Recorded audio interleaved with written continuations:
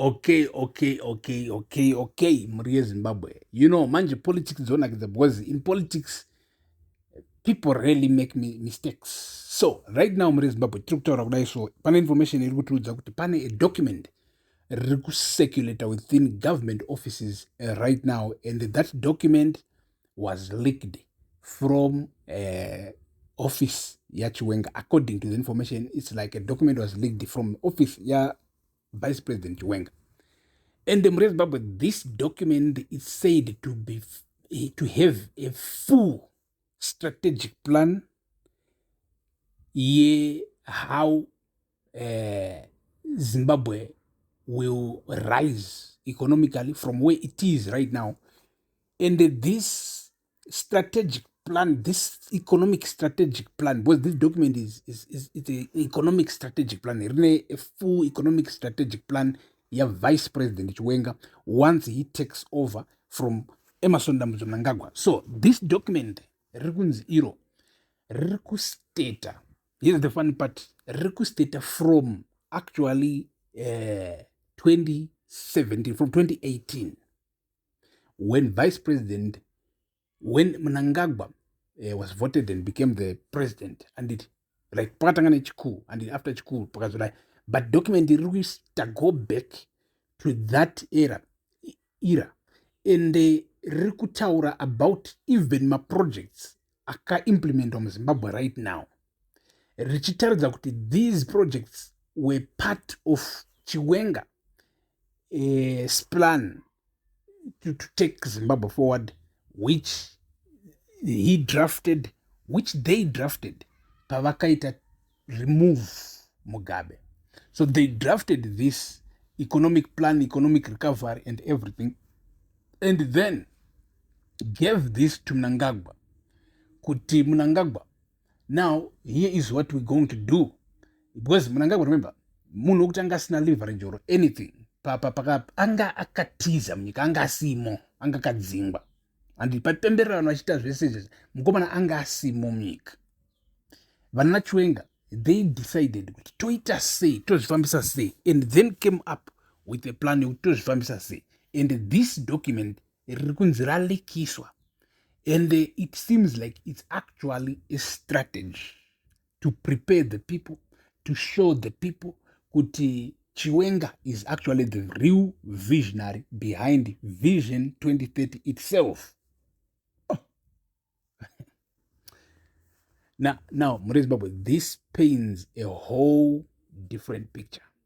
Because Kana Chiwenga are the guy who was there with the other guys when they were writing Vision 2030. It means kuti there is no need yekuti Mnangagwa to look at what I have done, because this was the military strategy already when they removed Mugabe. Now, this document wrote out also from 2028 what Chiwenga will do apo manja ndo parikuchemedza munhu wese, especially my economists machichichichi vari kunetsekana kuti iwe this information kana kuti this strategy is superior, and the strategy inotaridza kuti and the strategies, even my strategies anga aripo kubva muna 2017 achitaura about what will happen from 2017 tichienda kumberi on an economic level. Some of the things zvingadai zvakapedzwa kudhara, because zvazviri in like 2 years, 3 years. Think about trabablas interchange, mbudzi interchange, kuti ivepo first yafanwa kupera in 1 year, 2 years, 3 years, 5 years, 7 years chichingovakwa. And mari dzacho ukanza dzakataugwa ipapo unovhunduka. And hanzi it's because muZimbabwe too much stories, too much complaints, tino sanctions, kutenga kunodhura, woona kuti tiri kuwastinga time. And now Chiwenga zvikunzi a lot of these projects dzingadai dzakatopera kudhara. So now Zimbabwe, let's talk about this. Let's get into this, because now you have to understand the significance of leaking a document like this, if it is true, and it's said it's being circulated in corridors power government. So if it is true, unotoona kuti apa papinzigwa this strategy manje na vice president Chiwenga or team rake, because now it's clear.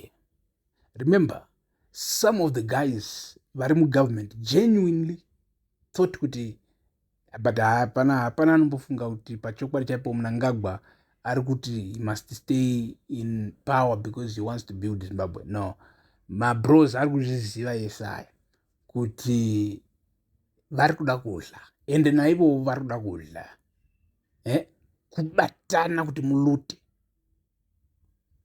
Maitobatana, toramba takabatana, makabatana kuti mulute. Muchita zvisina basa boys, vanhu vachitambudzika boys. Anditi ndo zvatisiri kuda izvozvo, right? So this document muri Zimbabwe, the significance tiri kuti isusu now everybody can see kuti Chiwenga is actually the capable leader here. He is the capable leader, the one who is the engine behind even these small progresses that we are seeing in Zimbabwe. So if it happens kuti ndiye the real leader, how then did Mnangagwa as of right now seems to the general of Zimbabwe, as near to the politics, kuti like Mnangagwa is winning, is outmaneuvering Chiwenga? How is that possible? Ndo chitu singadi kutaura zvimwe zvinhu, but sometimes we have to talk about it.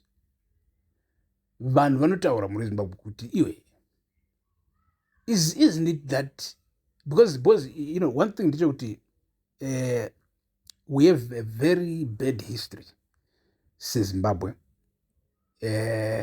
especially our leadership, which is ZANU-PF as of right now. A lot of ZANU-PF guys, they have real history of, you know, war, which means in real time vanhu vakatopfuudza vanhu muhondo, but chero ukazotarisa even history yacho after hondo, unoona kuti vazhinji vanhu maleaders eZANU-PF vakaramba vachingoita izvozvozvo, handiti zvokupfuudzana. And then wozotarisa iko zvino zvinenge zvichitaurwa kuti magenerals ari aligned naChiwenga ari kuwanikwa achipfuudzwa, ari kuita sei, and then wozonyatsokuongorora kuti is there some truths in that? Can it be true? Because if it is, it might explain some of the delays from the Chiwenga faction to act. But also, we hope it is not true.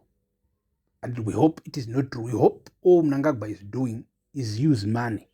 I mean, we are not like we support corruption. We're like, it's the same thing. But if you make the game about food, it's a different story.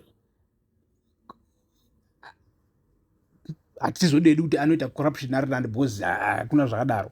Corruption haitombozi nani, yakatongoshata. But at the same time, kupfuudzana hakudiwi. So as of right now, Zimbabwe, this is the situation in Zimbabwe. Stay tuned. Peace.